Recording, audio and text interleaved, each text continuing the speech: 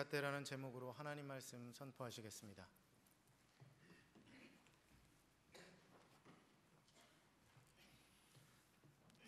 할렐루야. 아름다운 찬양으로 우리 하나님 영광 받으신 줄 믿습니다.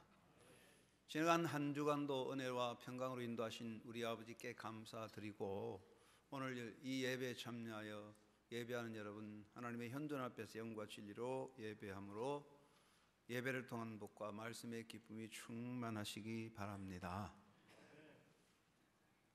인간 역사를 살펴보면은 고대로부터 사람들은 서로 간에 물건을 교환하거나 인간 공동체를 이루어갈 때에 공평한 기준을 세웠습니다. 무게를 달고 부피를 대고 길이를 재는데 도구를 사용했습니다. 그래서 저울이 생기고 되가 생기고 자가 생기고 그리고 다림줄을 띄워서 기둥을 바로 잡게 되었습니다.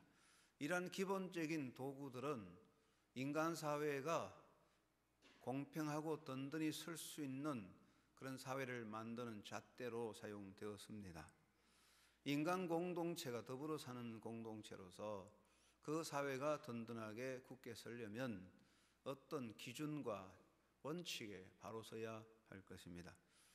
우리가 잠시 거하는 집 하나 지어도 다림줄에 기둥을 똑바로 세워야 하는데, 하물며 인간 역사가 수천 년 흘러가는 역사를 세울 때에 그 역사의 기준과 잣대가 정확해야 합니다.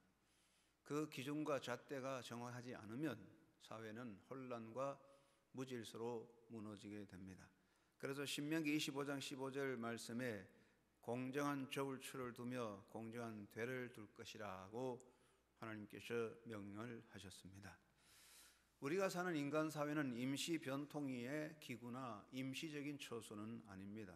물론 하나님의 나라에 비유하면 우리가 사는 세상은 임시적인 나그네 길이지만은, 그러나 하나님께서 인간 세상을 만드시고 이 땅에 하나님의 뜻을 이루고자 할 때에 인간 사회도 하나님의 주권적 통치 아래 하나님의 섭리를 이루가기 때문에 우리의 삶의 터전이요 후대가 또한 이어서 살아가는 역사의 귀한 삶의 터전입니다. 그렇기 때문에 인간 사회는 잠시 있다가 철가는 모델 하우스나 또는 천막과 같이 허술하게 무성의하게 겉만 번지르하게 꾸며서는 안 될 것입니다. 우리가 30년 40년 거주하는 집 하나 지어도 다림줄에 맞춰 기둥을 세우고 설계를 따라 든든하게 자재를 똑바로 써서 집을 짓게 되는데, 하물며 인간 사회, 우리가 살아가는 사회를 허술하게 해서 되겠습니까? 우리 인간 사회가 영원한 잣대에 맞추어져야 한다는 것입니다. 그런데 우리가 알지만 저희가 어릴 때나 지금이나 저울이나 잣대나 다림줄은 똑같습니다. 세상이 바뀌고 역사가 바뀌고 정치 환경이 바뀌어도 모든 것을 저울질하는 저울의 추나 잣대나 다림줄이 변하지 않습니다. 그것이 든든히 서야 변함이 없는 사회가 된다, 그런 뜻입니다. 오늘의 우리 인간 사회의 기준이 뭐냐 하는 것을 생각해 보는데, 우리 인간 사회를 지배하는 힘이 무엇이냐 하고 묻는다면 여러 가지 있겠지만, 고대 유명한 철학자 트라시마코스는 힘이 곧 정의다 하는 말을 했는데, 그 말을 우리가 현대 사회에 이루어지고 있다고 봅니다. 힘이 곧 정의다. Might is right. 힘이 정의다. 이게 고대 사회 히랍 철학자 트라시마코스의 이야기가 오늘까지 우리 사회에 이루어지고 있는데, 인간 사회를 이끌어가는 세 가지 기준이 뭐냐? 첫째는 돈이지요. 돈의 힘이 모든 것을 평가하고 있습니다. 결국 오늘 우리 인간 사회의 가장 강력한 힘은 돈입니다. 만몬이즘, 황금신이 가장 강합니다. 그래서 어떤 분들은 그런 말이에요. 오늘 우리 기독교인들이 하나님의 신을 섬기느냐, 하나님을 섬기느냐, 돈을 섬기느냐, 둘 중에 하나를 선택해야 된다, 뭐 그런 말을 하고 있고, 어떤 분은 또 부정적으로 오늘날 한국교회도 하나님보다도 돈의 힘이 더 크다, 돈, 황금신이 더 하나님보다 더 세다, 그런 말도 할 정도입니다. 다이아몬드 감정이 돼서 말이 많고 매스컴에서 보도되는데 정확한 감정이 없어요. 그래서 감정서가 말하기를 돈이 다이아몬드의 감정서를 만든다, 그런 이야기를 했어요. 진짜냐 가짜냐 잘 모르는데 돈이 있으면 진짜가 된다, 그런 뜻입니다. 제가 어느 날 어떤 식당에서 밥을 먹는데 서민들이 쭉 앉아서 이야기하면서 식사하는데 옆에 있던 어떤 아주머니가 하는 말이 돈 안 주면 죽어, 그러더라고요. 그건 무슨 뜻이냐. 친척 일가들이 쭉 앉아서 이야기하면서 부모가 돈 가지고 자식에게 돈 안 주면 죽는다, 뭐 그런 뜻인 것 같아요. 이게 우리 사회가 얼마나 돈 때문에 움직이나. 사실 우리가 돈의 힘이 이 사회에 가장 강한 기준이 되고 있다는 걸 알 수가 있습니다. 그 다음에는 권력이죠. 권력을 가지면 돈이 생기고 돈이 있으면 권력이 있습니다. 사람들은 이 권력 앞에 굽신거리고 권력을 얻으려고 합니다. 권력을 가지면 정당화되고 권력이 없으면 죄인이 됩니다. 권력이 있을 때는 모든 행위가 정당화되지만 권력을 잃어버리면 그 모든 행위가 부당하게 드러나게 되는 것이죠. 그래서 우리 사회는 돈의 힘, 권력의 힘이 기준이 되고, 그래서 성공주의, 결과주의가 우리 사회를 이끌어가는 힘이 되고 있고 사람을 붙잡아 맵니다. 셋째는 숫자의 힘이죠. 현대는 숫자가 무서웠습니다. 통계 숫자가 사람을 이끌어가는데, 우리는 지금 민주주의 사회인데 민주주의의 강점과 약점이 숫자입니다. 민주주의는 숫자로 하기 때문에 강점이 있고 숫자가 또 약점이에요. 숫자가 많으면 승리하는 것이고 숫자가 적으면 지는 것이 민주주의 사회입니다. 그래서 숫자가 선과 악을 분별합니다. 숫자가 많으면 선이고 숫자가 적으면 악이 되어버리는 그런 시대입니다. 여론조사의 숫자, GNP 숫자, 주식 투자 숫자에 사람들이 울고 웃고 있습니다. 사실 우리가 주식을 투자해서 돈을 버는데, 내가 돈을 주식에서 내가 예를 들어서 뭐 내가 1억을 벌었다. 그 1억이라는 돈이 전부 숫자입니다. 숫자에 빠져 있다, 그런 뜻이고, 민주주의 맹점이 뭐냐? 숫자에 따라 전부 좌우되니까 숫자가 진리를 무너뜨리고 숫자가 불법을 정당화시키는 것이 인간 사회라는 것이죠. 결국 우리 사회를 가만히 보면 돈의 힘과 권력과 숫자의 힘이 사람을 지배하는 그런 힘이다. 우리는 거기에 지배를 당하고 있습니다. 아무리 우리가 부정해도 이것을 벗어날 수 없는 테두리 안에 살고 있습니다. 그런데 문제는 돈의 힘과 권력의 힘과 숫자가 중요하지요. 그런데 정말 우리에게 중요한 것은 돈과 권력과 숫자가 있어도 그것을, 그 돈과 권력의 숫자의 힘을 다시 정확하게 기준을 세우는 그런 영원한 잣대가 있어야 되는 것입니다. 돈이 있는데 돈이 바른 잣대를 따르지 않으면 악이 되고, 권력이 바른 기준을 따르지 않으면 무서운 파괴력을 만들 수가 있습니다. 성능이 좋은 자동차인데 그 아무리 좋은 자동차라도 브레이크 시스템이 망가지면 그 자동차는 살인 무기가 되는 것입니다. 아무리 돈과 권력과 숫자가 좋아도 그것을 붙잡으면 어떤 브레이크 시스템이 필요하죠. 그게 법이잖아요. 그래서 이 사회를 바로 세워가는 것은 바른 잣대가 있어야 하는 것입니다. 우리 사회의 문제는 올바른 공정한 잣대가 없어져 가고 있다는 것이죠. 힘을 가진 자를 비판하면 힘이 없으면서 왜 말이 많어? 너도 힘을 얻어. 힘이 없으면 입 다물어. 그렇게 말해버리게 되고, 또 부자를 비판하면 야 너도 부자가 돼. 그렇게 말해버리면 그만이에요. 성공한 사람을 비판하면 억울하면 너도 성공해 하고 말해버리고 맙니다. 오늘날 한국 교회도 대형화된 교회를 비판하면 너도 그렇게 못해서 질투하냐? 너는 못하면서 말이 많어. 입 다물어. 이러니까 할 말을 잃어버리게 되어서 건전한 비판이 형성되지 않습니다. 결국 비판하는 사람들도 그래요. 자기 잣대를 가지고 마음대로 비판하니까 비판이 안 됩니다. 요즘 우리나라에 새로운 정치 풍토, 청문회가 일어났지만 여러분 청문회를 통해서 사람 바로 세우는 거 보셨습니까? 청문회 수백 번 해도 안 됩니다. 왜 그러냐? 전부 청문회에 나오는 사람들이 자기 잣대로 사람을 평가하잖아요. 우리 국회의원들 보면 청문회 대상이 되어 있는 사람보다도 더 악하고 더 부정하고 더 못되고 거짓과 위선을 다하면서도 청문회 나와가지고는 뭐 야단스럽게 말하잖아요. 전부 자기 잣대를 가지고 사람을 저울질하니까 바로 세워지지 않습니다. 시민운동하는 사람들은 전부 자기 이권을 따지니까 시민 없는 시민운동이 돼버리고 마는 거죠. 결국은 우리 사회에 올바르고 공평한 잣대가 필요합니다. 이제 박근혜 대통령 후보가 이번 주간에 대통령 취임을 하는데 그 누가 대통령 되느냐가 중요하지 않고 우리나라 역사를 이끌어갈 변함이 없는 어떤 기준, 공평한 잣대에 따라서 대통령도 국회의원도 장관도 그 잣대에 따라서 자기를 세워가야 된다. 그런 뜻이 되겠죠. 하나님께서는 인간을 위해서 어떤 잣대를 세웠을까요?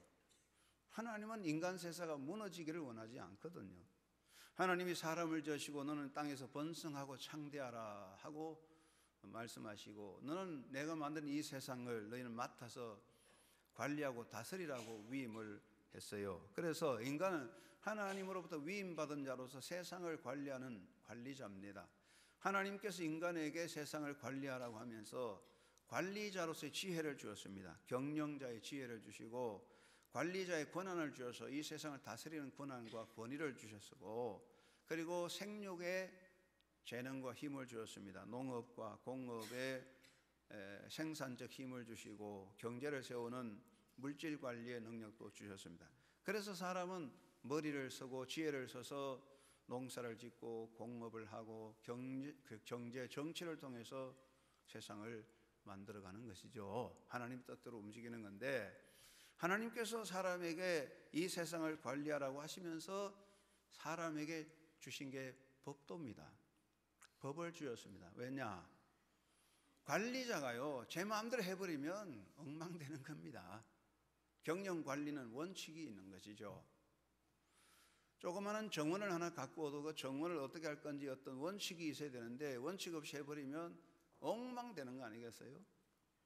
그래서 하나님은 인간에게 세상을 관리하라고 하면서 법을 주었어요.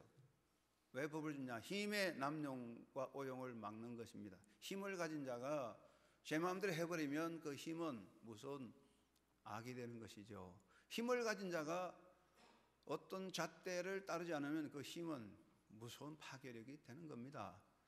권력을 가진 자가 자기 마음대로 하면 권력은 악의 도구가 됩니다. 힘의 사용입니다. 힘이 자기 개인적인 욕망을 위해 힘을 써버리면 엄청난 화를 일으키게 되는 것이죠. 또 힘이 개인에게 집중해버릴 때, 한 사람에게 힘이 다 집중해버릴 때 그 사람이 독재 군주가 돼서 세상을 좌지우지하여 온 인간들에게 고통을 주는 바로 대표적인 북한 공산 국가와 같은 사회가 되는 것이죠. 여기에 중요한 게 뭐냐면 권력을 가진 자도 힘을 가진 자도 서민도 모두가 다 통하는 공통되는 잣대, 법도가 필요한 것입니다. 그래서 하나님은 십계명을 주시고 율법을 주었습니다. 그 십계명 율법은 왕과 제사장과 서민과 필부 모두에게 다 통하는 것이에요. 이 십계명 여호와 율법이 왕은 제외되고 제사장이 제외되느냐? 아닙니다. 제사장도 왕도 백성도 서민도 모두 다 그 법 안에 있는 것입니다. 하나님이 법을 주신 것은 역사를 똑바로 세우는 공평한 잣대로 주신 것이고 그래서 선지자들은 이 법도를 선포합니다.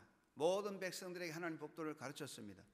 듣든지 안 듣든지 계속 가르쳐서 이스라엘 사회가 하나님의 법도 아래 서도록 왕도 백성도 제사장도 다 하나님의 법도를 지켜야 된다는 것을 가르치고 그 법도를 명하였습니다. 너는 길과 행위를 바르게 하라. 이것을 행하면 너희가 복을 받는다. 그렇게 하면서 너희가 이 법을 지키지 않을 때 하나님의 징계가 있다 하시면서 하나님의 법을 선포합니다. 오늘 아모스 7장 8절에 보면 주께서 가라사대 내가 다림줄을 내 백성 이스라엘 가운데 베풀고 다시는 용서치 아니하리라고 했어요. 다림줄을 세웠다. 다림줄이 세워졌을 때 그 다림줄에 맞는 기둥이 있고 비뚤어진 기둥이 있는데 다림줄에 맞는 기둥은 서고 비뚤어진 기둥은 무너뜨려야 되는 것이죠. 다림줄에 비뚤어진 기둥을 그냥 두면 집이 다 무너지게 되지 않습니까? 여러분 잘 아시겠지만은 하나님께서 아브라함에게 약속하시고 모세를 통하여 이스라엘 민족을 이끌어서 새로운 역사 이스라엘 왕국을 세워주셨는데 왜 이스라엘 왕국이 무너졌습니까? 북왕국 이스라엘은 210년 안에 무너지고 남왕국 유다도 300년 안에 다 무너졌어요. 그 왜 무너졌느냐? 정치가 잘못됐느냐? 아닙니다. 북왕국이 무너지고 남왕국이 무너진 가장 근본된 이유는 하나님의 법도 다림줄에 어긋났기 때문에, 하나님이 세운 다림줄에 비뚤어졌기 때문에 무너진 거지요. 무너뜨릴 수밖에 없어요. 무너질 수밖에 없어요. 다림줄에 비뚤어진 집이, 다림줄에 비뚤어진 기둥이 평안할 때, 바람도 안 불고 편안할 때는 안전한 것 같지만 태풍이 불거나 지진이 나면 그냥 무너지고 마는 거죠. 결국 그래서 하나님의 법도를 따르지 않은 이스라엘 나라는 무너지고 말았습니다. 그런데 하나님께서 또 인간에게 가장 완전한 사람의 길을 보여주었습니다. 인간은요, 어떤 표준을 보고 있어야 돼요. 길을 가는 사람도 어떤 목표를 보고 가면 똑바로 갈 수 있지요. 목표 없이 가면 갈짓자 그럼 돼서 왔다 갔다 하게 되는데, 하나님께서 인간에게 바른 표대를 세웠습니다. 그것이 바로 예수 그리스도입니다. 예수님은 하나님으로서 인류의 메시아입니다. 예수님은 길과 진리와 생명이기 때문에 누구든 예수를 믿으면 하나님의 자녀되어 구원받는 것이고, 구원의 길은 예수 안에 있습니다. 행위와 노력이 아니라 예수 그리스도를 통해서 구원받는 것이고, 예수님은 구원의 주 메시아입니다. 그림과 동시에 예수님은 참 사람입니다. 베레 호모, 진짜 사람, 완전한 사람이죠. 그래서 예수님은 완전한 사람으로 완전한 사랑의 실천을 하셨습니다. 인류 인간 가운데 예수님 외에 완전한 분은 없습니다. 그래서 유명한 독일의 무신론 철학자 니체도 예수님, 예수 그리스도와 같은 진실한 크리스찬은 없다, 그렇게 말했죠. 예수님은 완전한 사람이고 완전한 길을 가셨습니다. 그래서 예수님에게 맞는 것은 맞는 거고, 예수에게 안 맞으면 그건 잘못된 것이죠. 삶의 잣대와 표준과 정답은 예수 그리스도에 있습니다. 예수님은 돌이라고 말씀합니다. 베드로전서 2장 4절에 예수님은 산돌이다 그렇게 말씀하시고, 마태복음 21장 44절에 이 돌 위에 떨어지는 자는 깨지고 이 돌이 사람 위에 떨어지면 저를 가루로 만들어 흩어버린다 했는데, 그 돌은 예수님을 말씀하고 있습니다. 도자기를 잘 만드는 도자기공 전문가들, 요즘 그 도자기도 하는 예술이잖아요. 예술가들이 도자기를 잘 만들고 작품을 잘 만듭니다. 그래서 진흙으로 잘 만들고 이제 가마솥에 또 구워가지고 다 꺼내는데 얼마나 그 공정이 힘든지 몰라요. 그리고 그 가마에서 도자기를 잘 구워서 마지막에 가마에서 이제 밖으로 꺼낼 때 가만히 보니까 도자기 공이 손에다가 망치를 하나 들고 있어요. 그 망치 뭐하냐? 도자기를 다 만들어가지고 도가니에 구워서 나가는 도자기를 이렇게 보고 마음에 안 들면 망치로 여지없이 깨뜨려 버리는 거예요. 그냥 그걸 저에게 주면 굉장히 귀중한 보배로 삼겠는데 아까워요. 그렇지만 다 깨버립니다. 왜 그렇습니까? 그 도자기 전문가, 도자기 공의 기준에 안 맞는 다 깨버리는 거지요. 그 도자기 공의 손에 들 망치가 예수님이죠. 예수님은 심판의 주님이시죠. 예수님은 망치입니다. 돌입니다. 예수에게 안 맞는 건 다 깨지는 거예요. 그래서 우리가 인간으로서 이 땅에 살아가는 기준은 두 가지입니다. 하나님의 말씀의 법도와 예수 그리스도입니다. 예수에게 맞으면 맞는 거고 안 맞으면 불합격이라고요. 그게 기준이에요. 우리는 이 기준에 잣대에 맞아야 됩니다. 내 개인이나 가정이나 사회가 하나님이 세우신 이 법도의 기준에 맞으면 든든히 서고, 안 맞으면 다 무너지는 것임을 기억해야 됩니다. 여러분, 하나님께서 여러분의 삶의 복을 위해 세우신 영원한 잣대 맞는 자, 하나님 마음에 꼭 드는 자 돼서 든든히 서는 삶이 되고 든든히 서는 자손 대대 복이 여러분 가운데 함께하기를 주의 이름으로 축원합니다. 첫째, 우리가 무엇을 해야 되냐? 하나님 나라의 합한 자가 되어야 하겠습니다. 한번 따라 하시죠. 하나님의 나라에 합한 자가 되자. 왜 그러냐? 우리 시민권이 어디 있습니까? 하나님의 나라에 있습니다. 빌립보서 2장 3장 20절에 나의 시민권은 하나님의 나라에 있다고 했는데 사도 바울이 로마 시민권을 가진 사람이었어요. 그 당시 로마 시민권은 엄청난 자랑이었습니다. 로마의 권세가 다 지배할 때이기 때문에 그 당시 로마 시민권은 어디든지 통하고 로마 시민권을 가진 사람은 아무나 해칠 수 없습니다. 바울은 로마 시민권을 가졌지만 나는 로마 시민권을 가진 자라고 자랑하지 않았습니다. 나는 하나님 나라의 시민권을 가졌다. 자, 그러면 하나님 나라의 시민권을 가졌으니까 하나님의 나라에 합당한 사람이 되어야 함이 마땅하지요. 대한민국 사람은 미국 법을 지킵니까? 중국 법을 지킵니까? 일본 법을 지킵니까? 한국 법을 지킵니까? 한국 법을 지킵니다. 일본 법을 잘 지키는 사람이 애국자입니까? 미국 법을 잘 지키는 사람이 애국자입니까? 한국 법을 잘 지켜야 애국자죠. 그렇죠. 저 사람은 훌륭한 학자고 저 사람은 훌륭한 정치인이고 훌륭한 종교 지도자니까 헌법을 어겨도 된다. 그런 법이 있습니까? 있어요? 없습니다. 행실이 불량하고 폐륜자일지라도 한국의 헌법을 잘 지키면 우리나라 법의 보호를 받습니다. 그러나 아무리 성령군자고 종교 지도자고 인기 있는 자라도 헌법을 안 지키면 그 국가법을 어기는 반국가적 죄에 따라 처벌을 받는 것이죠.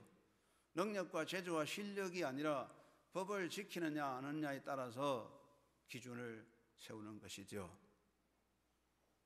여러분, 우리가 하나님 나라 백성이면 능력과 실력과 그 모든 조건은 둘째고 첫째부터 우리가 하나님 나라 법에 합당한 사람이 되어야 할 것입니다. 하나님 나라 상속자로서 그 나라에 합당해야 할 것입니다. 성경에서 말씀하는 대로 인류 역사에서 우리 기독교인들이 볼 때 순교자를 최고의 사람의 존재로 인정합니다. 그런데 여러분, 순교자도 죽고 순교자도 수고했습니다. 세상에 안 죽는 사람 또 있습니까? 때가 되면 저도 뭐 얼마 없이 죽겠고 여러분도 또 다 육신이 끝나는데 안 죽는 사람이 있습니까? 또 수고 안 하는 사람, 눈물 안 하는 사람이 있습니까? 우리가 얼마나 이 세상에서 눈물과 희생과 수고가 많습니까? 그런데 왜 순교자의 희생과 수고와 죽음이 값진 것입니까? 차이는 하나입니다. 우리의 수고와 눈물과 죽음은 육신적인 것을 위해서 한 건데 순교자는 하나님의 나라를 위해서 땀 흘리고 희생하고 그 나라를 위해 죽었기 때문에 최고의 가치와 영광을 얻는 것입니다. 여러분, 우리는 하나님 나라의 백성이기 때문에 무엇보다도 먼저 하나님 나라에 합당한 사람이 되어야 되겠다. 이것을 늘 명심해야 하겠죠. 대한민국 애국자라면 내가 대한민국 헌법에 합당한 사람이 되어야 되겠다. 그런 생각을 먼저 해야 되겠죠. 여러분, 우리는 하나님 나라의 백성이기 때문에 성공주의, 물질주의의 세상의 잣대에 맞춰서는 안 됩니다. 부자가 아니라도 기죽지 마십니다. 권력을 갖지 못해도 맥 빠질 필요 없습니다. 힘이 없다고 해서 포기하지 말고 유명하지 않아도 숨어 살 거 아닙니다. 우리가 부자가 아니고 권력을 가지지 못하고 힘이 없고 유명하지 않아도 내가 하나님 나라에 합당한 사람이라면 우리 삶은 영원히 든든히 서는 영원한 영광을 누리게 될 것입니다. 사람들은요, 어디다 기준을 세우느냐? 세상에 맞추어 가려고 해요. 우리나라 사람이 우리나라 안에 있으면 세상이 뭔지 몰라 우물한 개구리 같다고 해서요, 잘 몰라요. 이번에 저희 노숙자 그 종사자들 거느리고 기토구슈에 일본에 가서 그 노숙자 시설 쭉 홈리스 대책을 보면서 일본의 그 발전된 복지 제도를 보면서 연수를 했는데, 제가 일본에 두 번째 가서요. 몇 년 전에 오사카인가 이번에 기토구슈 북구주 우리가 잘 아는 대관 시모노세키 그 부분에 이제 갔다 왔는데, 일본 가서 느끼는 걸, 일본이 선진 국가를 하면서 너무나 일본이 좀 짠짠한 쫀쫀한 나라야. 뭐 먹는 거나 이런 게 사회가 좀 뭔가요? 풍성하지 못하다 하는 걸 느낍니다. 대한민국 같이 잘 사는 나라 보세요. 식당에 가면 커피 공짜, 물 공짜, 아니 무슨 10,000원짜리 그냥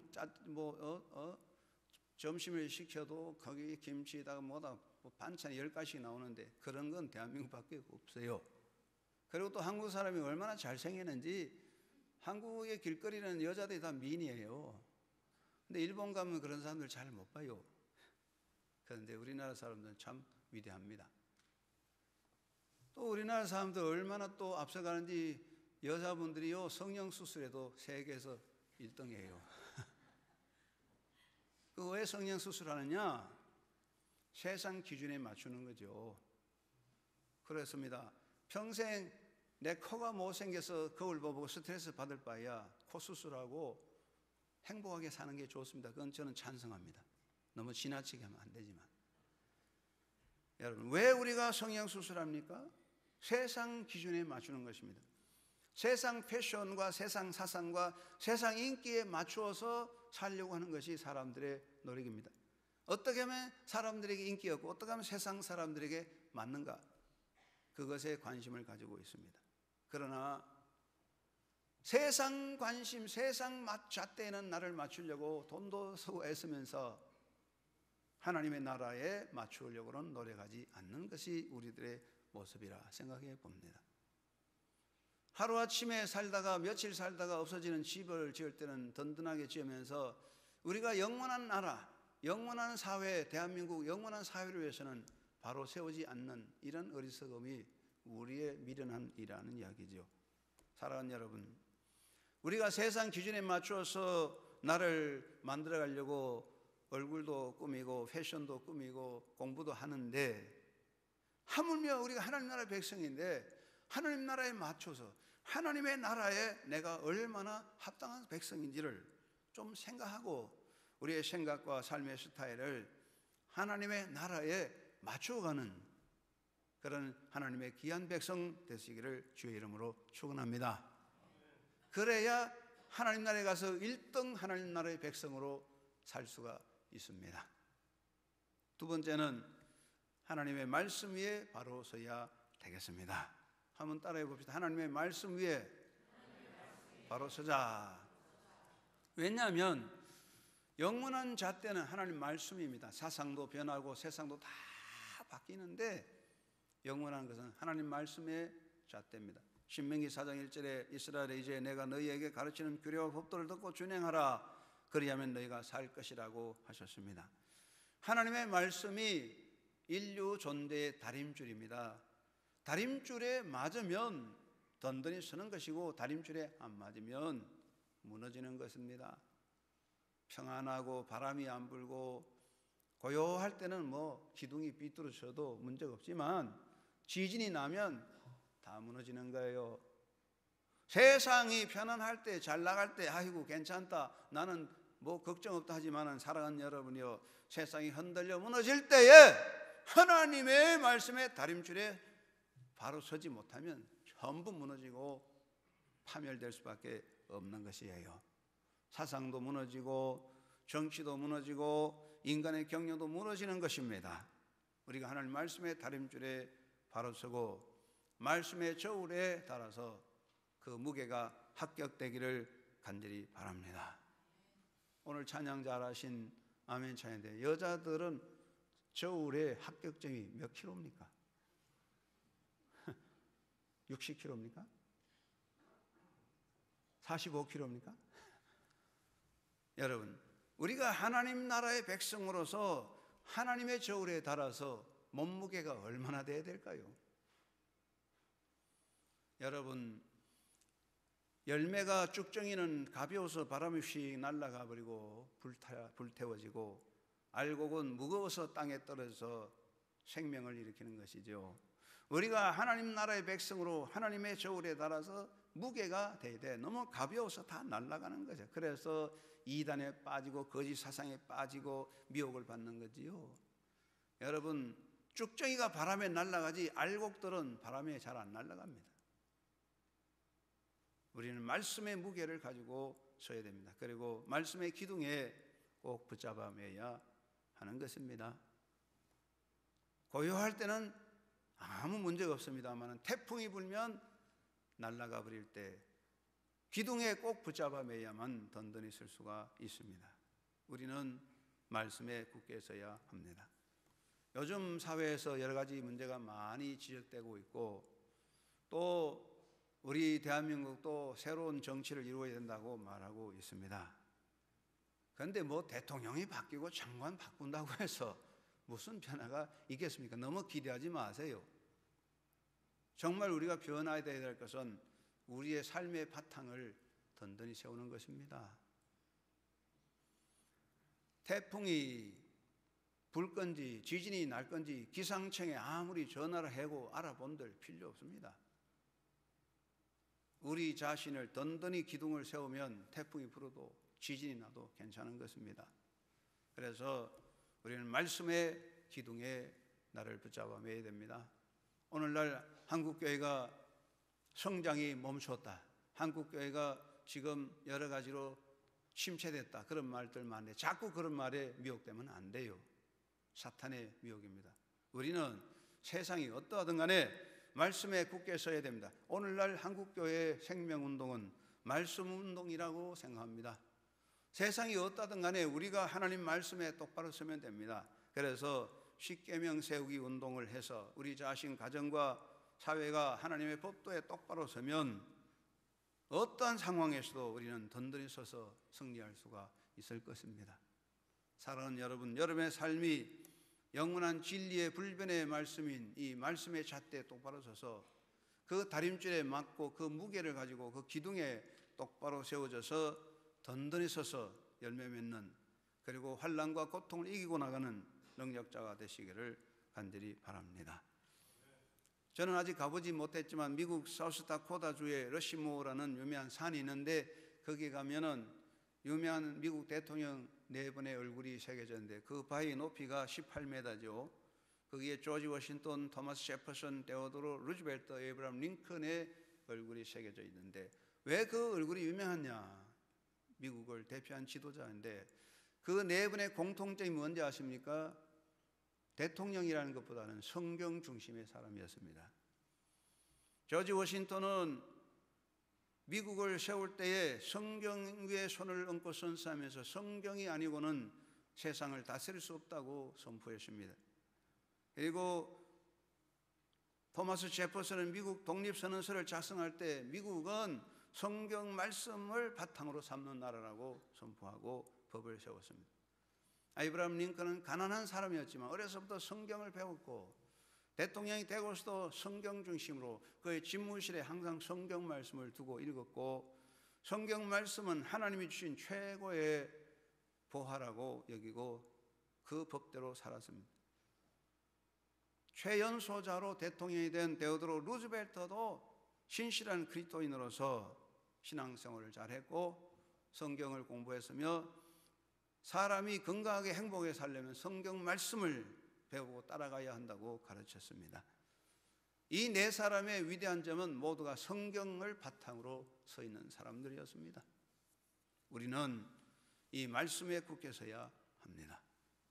세 번째는 예수에게 맞춰 살아야 할 것입니다. 한번 따라합시다. 예수님에게 나를 맞춰 가자.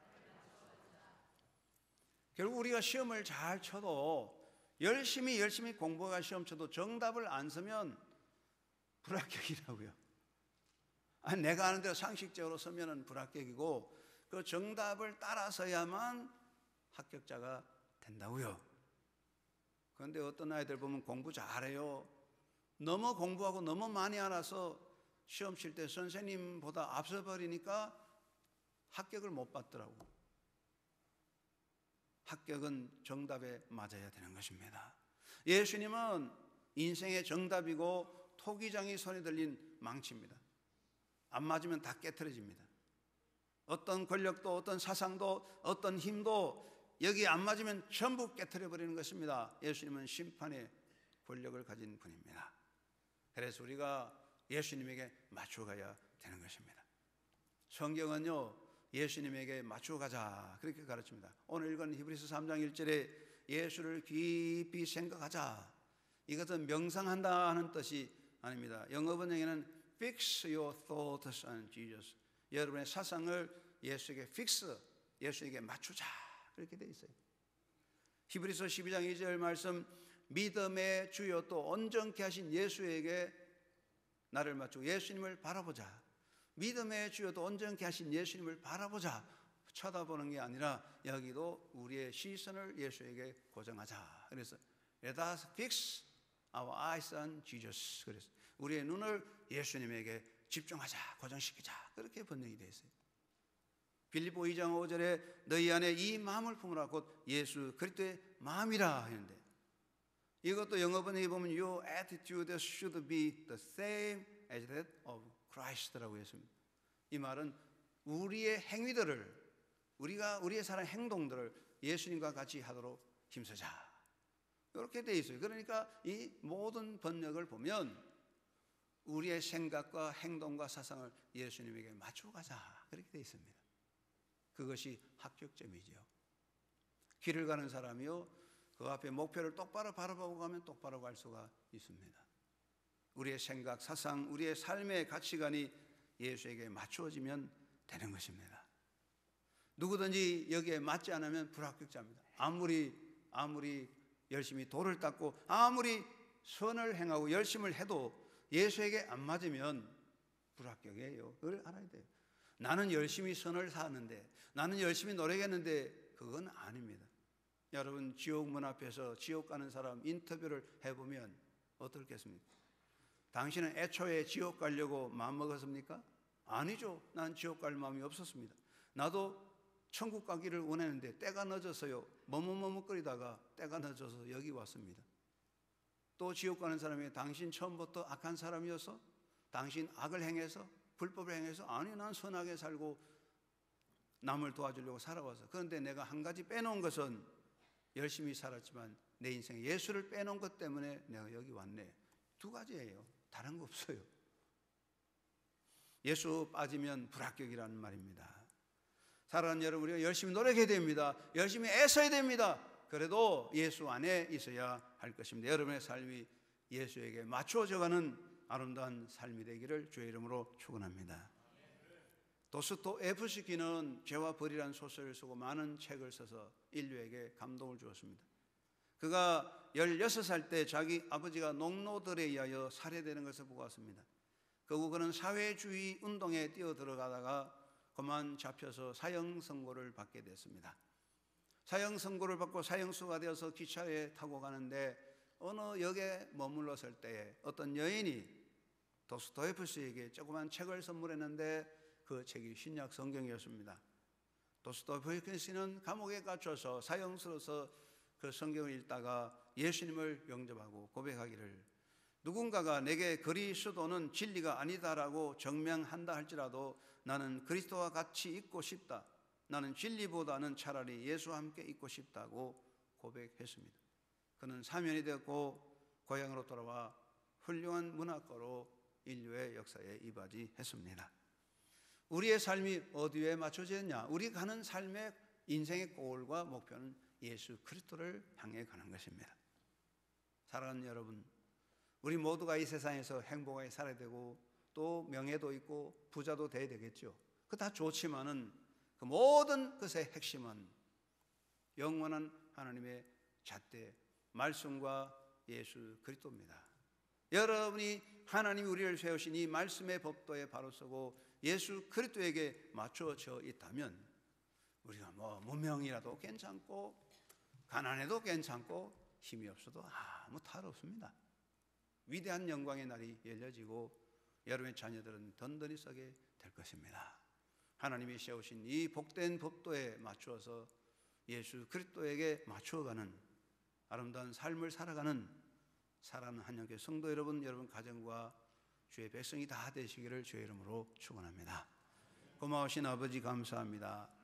하나님께서 우리를 위해서 하나님의 법도를 주시고 예수님을 참 사람으로 길을 주셨는데 똑바로 우리가 그것에 맞추어서 주님을 바라보고 달려가는, 그리고 든든히 서는 주의 백성 되어 아름다운 향기를, 아름다운 열매를 맺고 자손 대대의 복을 누리는 한영교회 성도들 다 자들에게 복의 복을 더하여 주시옵소서. 예수님의 이름으로 기도드리옵나이다. 아멘.